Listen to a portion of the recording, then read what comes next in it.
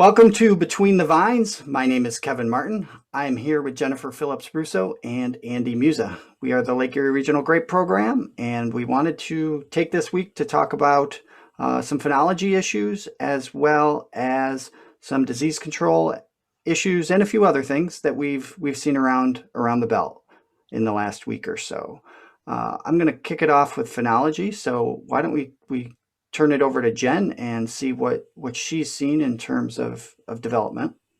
Hi, everybody. Thanks, Kevin. Yeah, so I've asked around, I've driven up and down the belt, and I wasn't just going to pop into somebody's vineyards because there are a lot of sprayers out there, which I'm happy for, and Andy will touch base on that shortly, but I don't want to just wander in for photos and check for trace bloom when the sprays are happening. So haven't seen any trace bloom, have asked a bunch of growers. They don't have it quite yet. At Clairol, they check twice a day, every day, and we don't have any as of 4 p.m. yesterday, Thursday, June 3rd. So we'll know more this afternoon. It has been a little bit cooler and rainy the last couple days, so we're anticipating some really nice weather this weekend. So I do expect that to move and change a little bit. That's what we have for phenology. I can toss it over to Andy for a minute before we talk about nutrition, so I don't monopolize the first 15 minutes of this. What was the predicted bloom date based on the lake temperature? Yes. Predicted bloom date is June 8th. All right. So we're about 4 days shy of that. It's the 4th right now. So the prediction was the 8th. It sounds like with the weather, we'll be close to that. But with no trace bloom, it doesn't sound like we'll be very early. There's some full bloom wild grape out there, though. All that right. kind of segues into Andy, huh? Yeah. I think with the temperatures, today, and I think through Wednesday, they're talking about in the 80s and no rain. So that will move it along. So it might not be Tuesday, but it should be sometime next week. Pretty maybe close. Mid to towards the end of the week, I would say.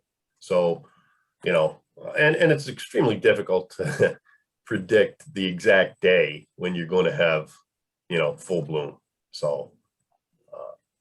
So I think next week, and because of that, we're at the period now where guys should have or be getting on their immediate pre-bloom spray.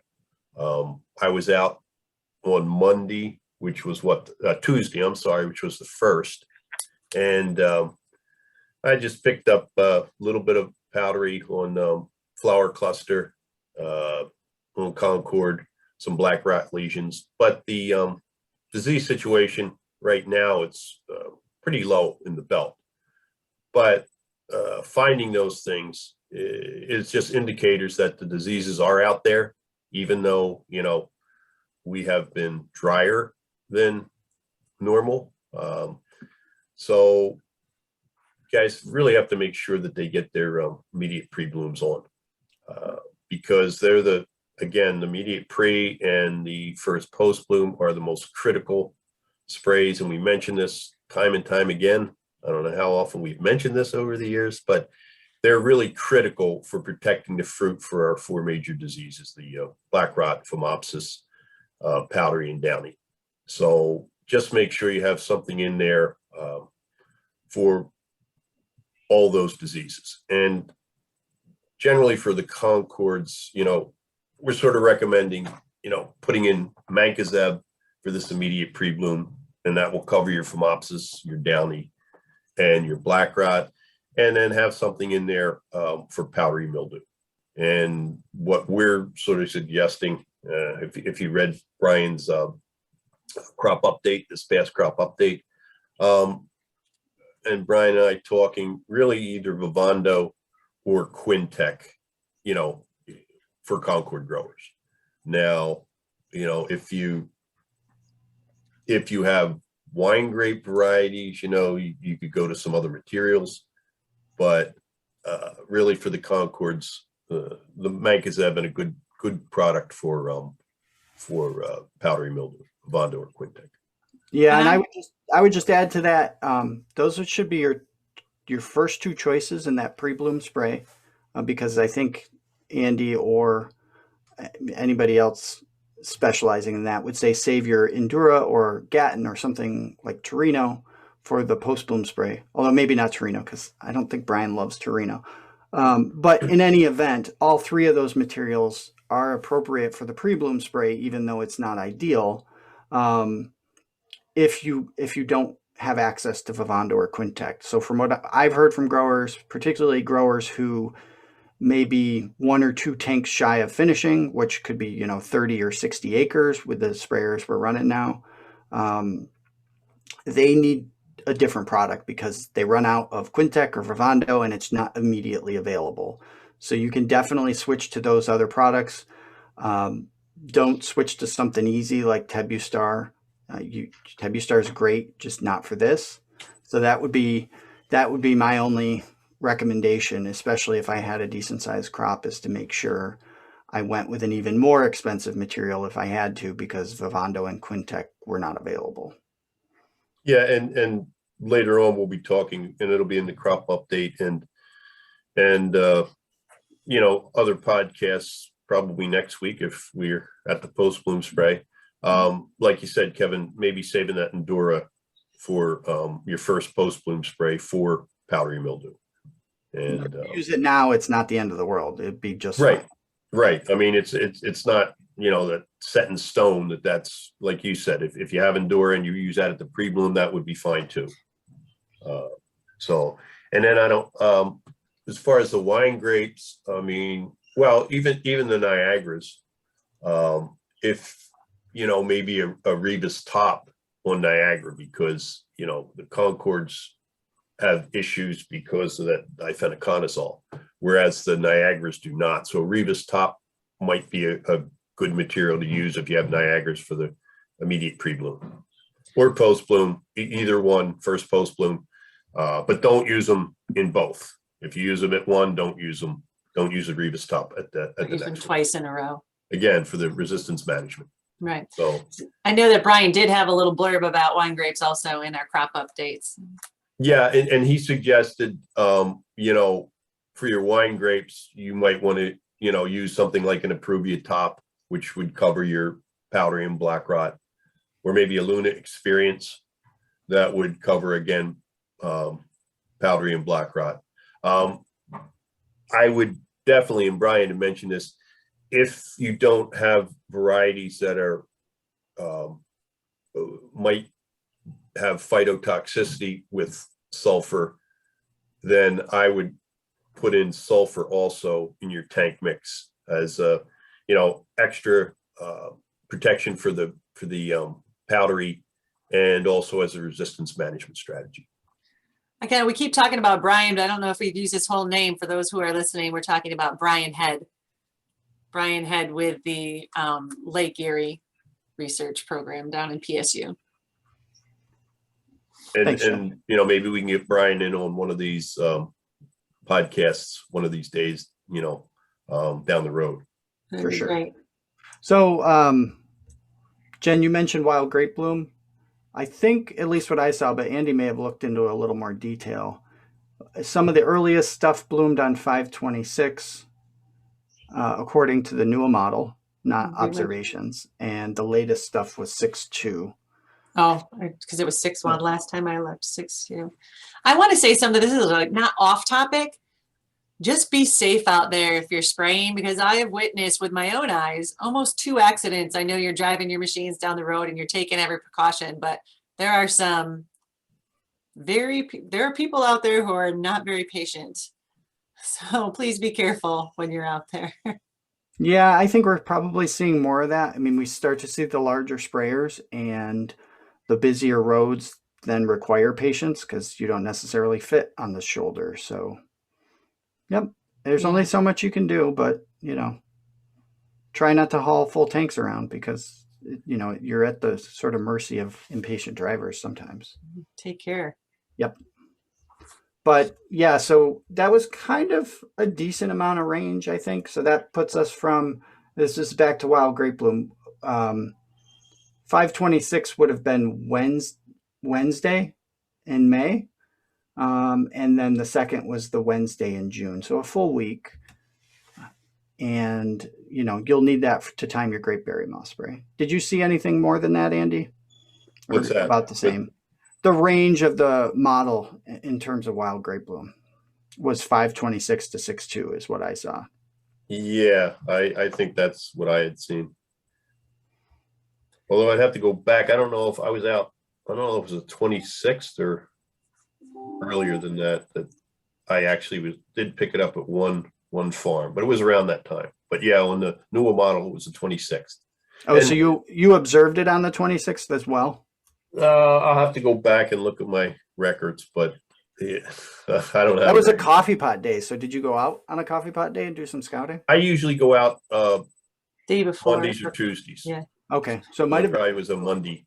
It was probably that Monday. That I okay. saw that. So if you did observe it earlier, that obviously in the model you can put in a different date, and that Right. would make your timing more accurate. Just make sure what you're observing is wild grape, not something else.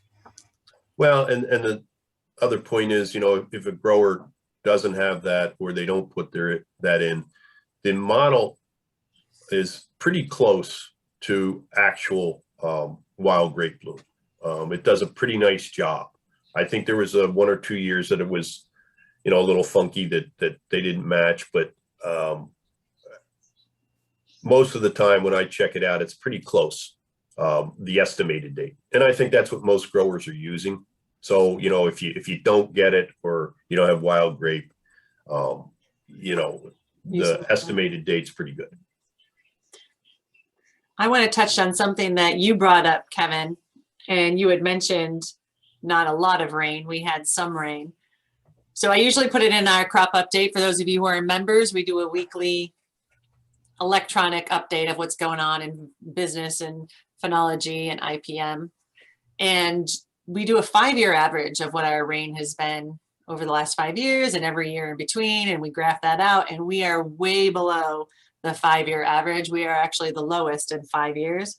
When I say way below, we're 8.4 inches below the average in this year.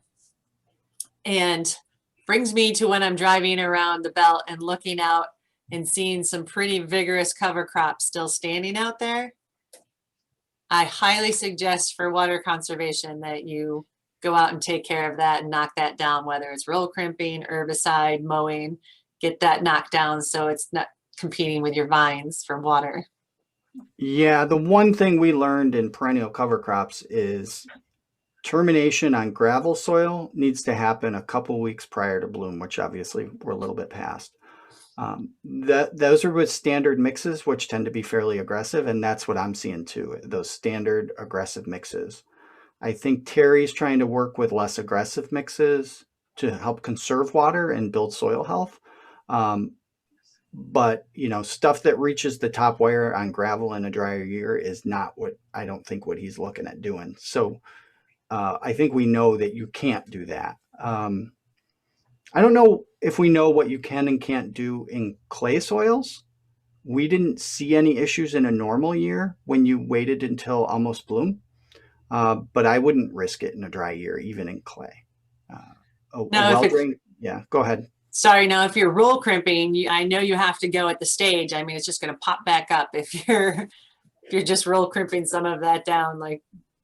Well, I mean, honestly, I think with roll crimping, unless you're farming organically and selling it at a premium, and even if you are, you can still be flexible because there are other options, even if you're organic. You just need to be flexible. And in a year like this, where the writing on the wall was really there for a dry year, you've got to react. And if you haven't yet, you definitely still need to. Just because it's late doesn't mean that damage doesn't get much, much worse if you don't react now. If we have some rain now, you want to make sure the vines get it, not the cover crop. So still get out there and terminate it as fast as you can. But yeah, the good news is I think a lot of growers probably are seeing really positive results with cover crops. And, I think sometimes there's a tendency to, you see something good, so you do more of it. So then maybe that's what we're seeing here, or maybe it's just a question of timing, like you get busy and you haven't terminated it yet. You see my smile, right? Because of the whole cover cropping thing. I like a good cover crop, don't get me wrong, for sure. But we saw some really bad results in a dry year on gravel where vine size was immediately depressed within a year. Right at the And lab. yields that year were affected at Clairol. I mean, the berry size was different. So you've got both things occurring. More to come on that, hopefully. Lots of absolutely. grants out there for cover cropping in vineyards. So Yeah, I mean, all we observed was in one pretty dry year, it was fairly bad on gravel with a standard mix. So I think there's questions about mixes, there's questions about soil types and drainage within those soil types to see what you can do. Because what you could do at Clairol wasn't very much. I mean, that termination had to be fairly early with an aggressive mix. So early that it really didn't help build soil health a whole lot in a dry year. So yeah, we definitely have more questions than answers at this point in terms of what we can do in the springtime, because hopefully we can do a little more. hopefully funding comes through and we can look at some of that. Absolutely. I think just to jump in here, when we're talking about different materials and spraying for pre-bloom for the wine grapes, I don't think we touched at all on downy. And one of the reasons at least I tend to maybe forget about that a little bit, is because really for the past, I would say at least 5 years, we really haven't had, downy problems here in the Lake Erie region. We just haven't had it wet enough early enough.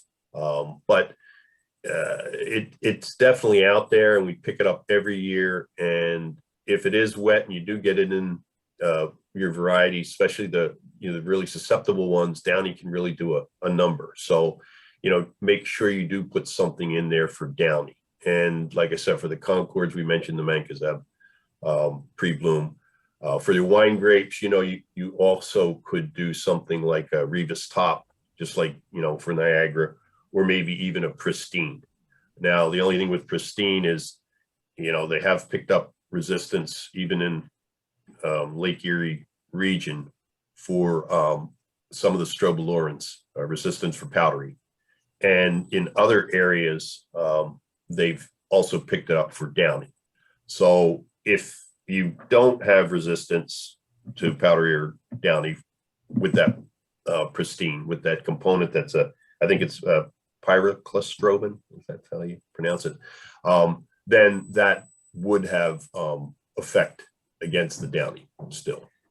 That's a good point. And I want to also say that if you are finding that you're having resistance on downy or powdery, get a hold of me. There are a couple of researchers, one in Washington State and one at Cornell, who are actually looking at that. And I have some swabs that I can come out and get some spores for them. So yeah, that's a good point, because we really have to keep track of that, because it is a major problem. It can be a major problem, and it's good to keep tabs on that to see where we are now and where we are in the future, because then it can just help us to make recommendations that suit the area, and growers won't potentially get a crop loss because they're using something that there's resistance to. So the only other thing I have is I keep getting the question about nutrition in frost freeze damaged areas. I am not one to say to cut back on your nutrition program. However, I do respect the fact that you do not want to produce bullwood, and you do not want to have overvigorous vines that you're having to take care of. So there's sort of a rule of thumb around the industry. If you have 30% or less damage, just business as usual, keep doing what you're doing, protect those grapes, feed the vines. Then it goes with every percentage over that. If you have 50% damage, you cut your urea 50%. If you have 80% damage, you cut urea 80%. If you're just farming tertiaries out there, we were talking about this yesterday. 1 year of not putting on nitrogen isn't going to ruin a vineyard. If you have good organic matter, there's enough in the soil for that. If you're just farming tertiaries, I would say go ahead and don't put down your urea this year. Secondaries, you need to get out there and count clusters, because I've had numerous reports this week where they thought that, oh, all is lost and the sky was falling, and their secondaries are pushing 2 clusters. So just get out there and look to see what you have before you make any drastic changes. And even in this year, the way the market is, and Kevin, I'm sure can speak to this in a second, 2 clusters on secondaries is a pretty good crop. It is. 2 clusters is definitely a pretty good crop, and your gross revenue is going to look pretty good.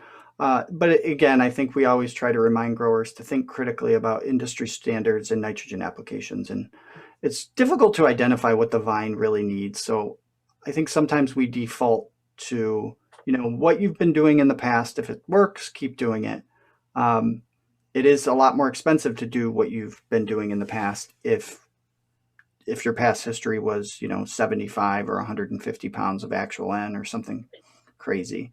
So think critically about what you've been doing in the past and what the vine needs, and make sure you get soil and petiole tests and, scout and look for signs of deficiency.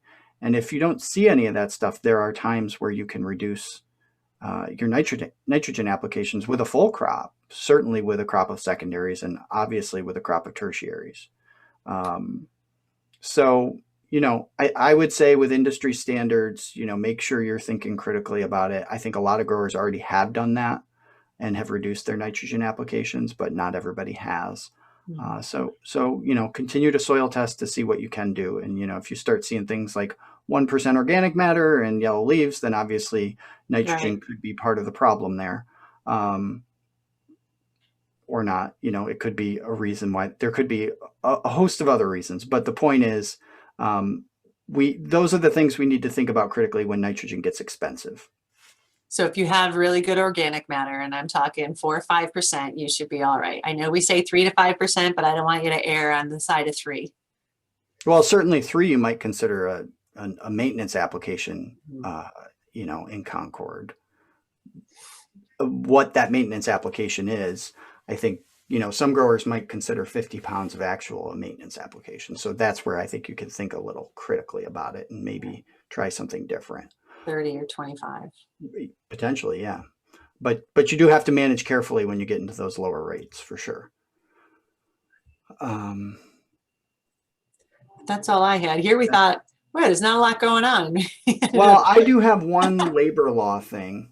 But it's more of a non-issue. So it's more like, if you've seen this and you're confused, don't be. New York State passed a law that they're calling the New York HERO Act. Basically sort of first of its kind. Usually we can look to like California for guidance on stuff like this, but they're looking to slow the spread of airborne infectious diseases. So this is basically their reaction to COVID, only on a more permanent basis. There were a bunch of press releases that went out that said the law goes into effect June 4th. That is partially true, but the real things that the employers are going to have to do, so this is employers with at least 10 employees, they have to allow their employees to create workplace safety committees and raise health concerns, a group that's allowed to raise health concerns and all of that stuff that goes along with it, and have a plan. That's November 1st. And they're already talking about changing the law before November 1st because there's some punitive measures that they think were too strict and they want to reduce them, and a few other things. So I think at this point right now, you need to be mindful of the portions of the act that go into effect June 4th, which is not a whole lot, and then ignore everything else and just wait until we know what that is going to look like. And so really what happens on June 4th is you want to keep doing, your COVID stuff if it's necessary. That's really what it's mandating. And then you also don't want to retaliate against workers who are concerned about infectious diseases. Other than that, there's not a lot of proactive stuff you have to do until November 1st. And what that proactive stuff is kind of up in the air because Cuomo has already committed to amending the law that the regulations haven't been written for. So I would put a pause on that. There was a lot of press that went out that said, it's here and you got to do something today. You sort of don't. You have to keep treating life like COVID is still around. If people need a mask and you provide it to them, I think you're good. And, don't retaliate against employees if they have concerns. That's all. Don't fire people because they're worried about infectious diseases. And I think you're okay. All right, thank you. Now, Kevin, just really briefly, was that just New York? Because you mentioned Cuomo. Yeah, just New but- York, just Okay. New York. So New York's the only state that's done this anywhere. Obviously, Pennsylvania's not talking about doing anything like that. Or I don't know if there's, I think there's a few other states that are talking about it, but they're not there yet. The only thing I do want to mention before we go, and I didn't so far, is about rose chafer, because the immediate pre-bloom time is when they come out. Usually we say 7 to 10 days before bloom. And so growers that have sandy sites or have areas, sandy knolls maybe in their vineyard, or if they've had a history of this, they should be out looking now. And I do it on a daily basis till they emerge. So that would be probably, into next week until maybe bloom, or a week after that. Andy, what's the threshold? We talked about it. Was it 2 per vine for? Yeah, it's 2 per vine.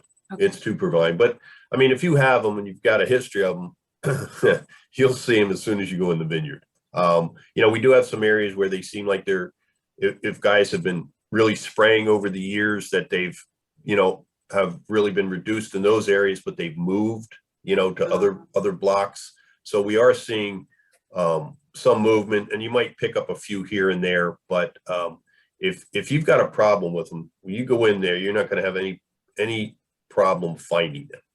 And they really can do a major job on feeding on the flower clusters and reducing yield. So you should definitely be out there and, now, What are you spraying? looking. And with the temperatures being in the 80s over the next few days, I expect them out any minute now. I really What do you spray for those? A sale is one of the ones we have, Danitol, and what's the third one? 7, right? Yeah, 7, a sale, and Danitol are the ones in the guide that we have for rose chafer. All right. Yep. I Go was ahead, just going John. to say, it looks like it's going to be a beautiful weekend. So I hope you do get out there and enjoy it. Yeah, it sounds like, if you don't, we gave you a bunch of stuff to do, and it sounds like everybody knows they already have to do it. It was hard to really get into vineyards this week with everybody spraying. So that's good news in our region that everybody's getting that on. But thank you all for joining us. If you have any questions, hopefully you know how to reach out to us. There's a ton of ways to do that. We'd be happy to answer any of your questions, or on the podcast or directly. So thank you again for joining us. We will see you next week. And Jen's got one more thing to say. One more plug.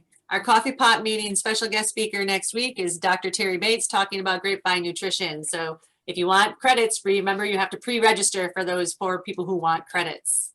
And if you miss it, we will more than likely post that on the podcast, Right. depending on how much discussion we have. So make sure you try to catch that, because there could be some really good discussion. All right, Thanks, thank you. everybody. Thank you.